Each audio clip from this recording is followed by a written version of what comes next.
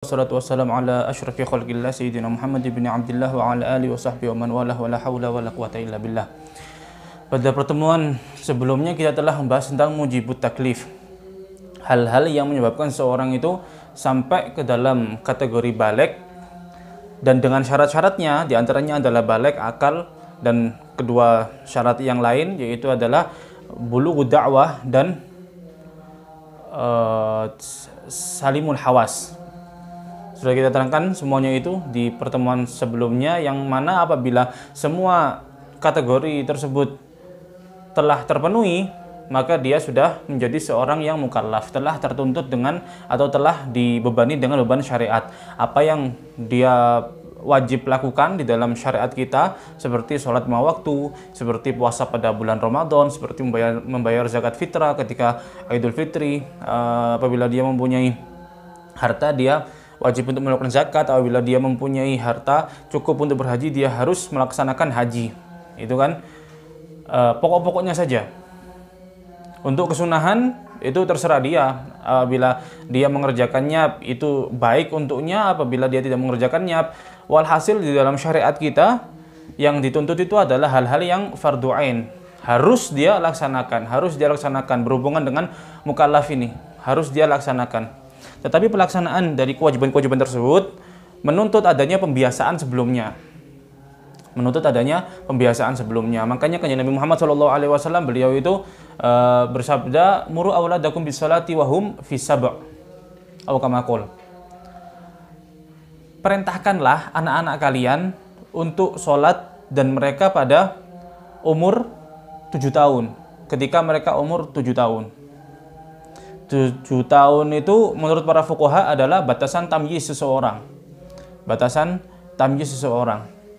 Apa itu tamyiz? Apa itu seseorang yang disebut dengan mumayyiz? Mumayyiz itu adalah man ya'kulu wahdahu wa yashrabu wahdahu wa yastanji wahdahu. Ya. Tamyiz itu adalah ketika seseorang itu bisa untuk makan sendiri. Wis gena wisan. Sudah bisa untuk makan sendiri dengan benar. Sudah bisa minum sendiri, makannya tidak belepotan, minumnya ya rapi, kemudian bisa istinja sendiri, bisa bersuci sendiri, dia bisa membersihkan bekas dari kencingnya dalam tubuhnya, ya, bekas dari kencingnya atau bekas dari dia buang hajat, dia bisa membersihkannya sendiri, bisa bersuci sendiri, maka dia disebut dengan mumayyiz. Dan para fuqaha mereka membatasi atau menganggap umur seseorang itu sudah tamyiz ketika dia itu berumur 7 tahun, sesuai dengan hadis kanjeng Nabi Muhammad SAW menyuruh umatnya untuk memerintahkan para anak-anaknya untuk mengajari mereka sholat pada umur 7 tahun. Ya.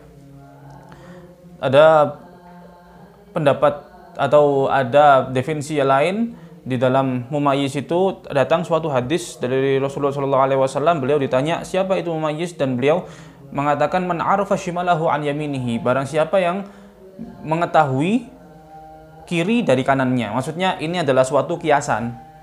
Itu adalah suatu kiasan. Maksudnya kiri dan kanan itu adalah siapa yang telah mengetahui baik dan buruk. Siapa yang telah mengetahui baik dan buruk. Di antaranya di antara tanda-tanda seseorang itu telah mengetahui baik dan buruk adalah dia telah mempunyai malu. Misalnya dia sudah mempunyai malu. Anak kecil umur 4 tahun, 5 tahun, mereka ketika keluar rumah dalam keadaan telanjang mereka biasa saja, masih belum mempunyai malu. Kebanyakan orang seperti itu.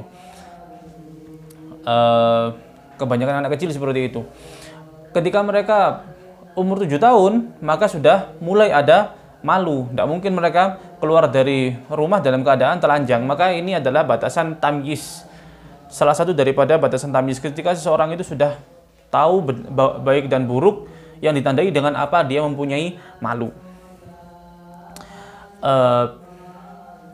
Di umur tamyiz, maka orang tua wajib untuk memerintahkan mereka untuk mengerjakan kewajiban-kewajiban syariat.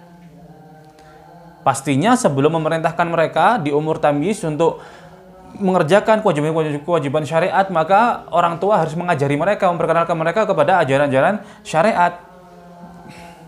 Entah itu diajari sendiri oleh orang tuanya kalau dia itu mampu, kalau tidak mampu maka ya diserahkan kepada orang lain untuk mengajari anaknya. Pastinya tidak gratisan. Ya dengan biaya. Kalau misalnya anak kecil ini sudah mempunyai harta, bagaimana anak kecil mempunyai harta? Misalnya dia itu anak yatim, dapat warisan dari orang tuanya yang telah meninggal dunia. Ya, hartanya kan harus diamankan. Boleh dipergunakan harta ini untuk kemaslahatannya dia, untuk makannya dia, untuk minumannya dia, diantaranya untuk belajarnya dia, memperkenalkan dia kepada ilmu-ilmu syariat, ilmu yang dia butuhkan sehari-hari, toharo, bersuci, cara dia beristinja, cara dia berwudu, cara dia mandi janabah, harus dia itu kenal apa itu yang menyebabkan dia junub, apa yang dia itu membatalkan wudunya. Kemudian dia belajar tata cara sholat, baca-bacaan di dalam sholat. Apabila sudah masuk atau sudah hampir masuk di dalam bulan Ramadan, dia harus belajar ilmu tentang puasa Ramadan, apa itu kewajibannya, apa itu yang membatalkan puasa Ramadan. Harus diajari seperti itu. Kalau anak itu mempunyai harta sendiri, maka diambilkan dari hartanya. Apabila dia tidak mempunyai harta sendiri, maka kewajiban orang tuanya untuk membiayai dia. Ya. Jadi gini loh maksudnya, lebih penting ilmu syariat daripada sekolah. Karena apa? Karena ilmu syariat itu dituntut oleh Allah Subhanahu wa taala untuk memperkenalkan ilmu syariat itu kepada anak, kepada seorang anak ketika dia itu sudah mulai masuk dalam umur-umur tamyiz. Untuk sekolah sendiri kayak apa ya? Belajar matematika, hitung-hitungan, belajar tentang ilmu alam, belajar tentang ilmu sosial dan lain sebagainya, itu adalah istilahnya fardu kifayah.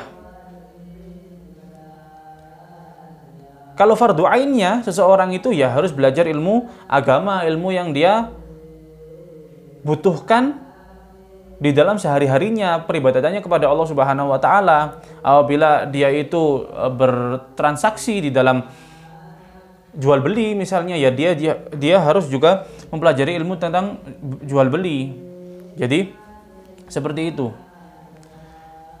Harus dikenalkan anak itu kepada hukum-hukum syariat, ajaran-ajaran syariat ketika dia itu berumur 7 tahun. Kalau misalnya dia punya harta sendiri, maka diambilkan dari hartanya. Kalau misalnya dia ditanggung oleh orang tuanya, maka orang tuanya wajib untuk membiayai dia untuk belajar ilmu syariat. Wajib diperkenalkan atau wajib dia itu dingajikan kepada guru yang memperkenalkan dia kepada ilmu syariat.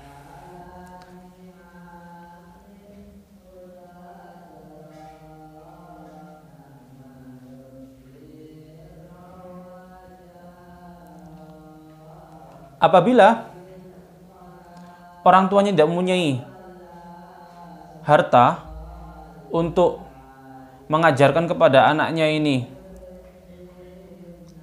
ilmu syariat lewat perantara guru, maka diambilkan dari baitul mal. Kalau misalnya di dalam negara itu ada baitul mal. Baitul mal itu apa? Baitul mal itu adalah orang-orang muslim kan, mereka kan wajib untuk mengeluarkan zakat. Dan negara Islam juga mempunyai harta sendiri. Semuanya itu dikumpulkan di dalam situ. Maksudnya badan keuangan. Baitul Mal itu adalah badan keuangan negara. Badan keuangan negara itu wajib untuk membiayai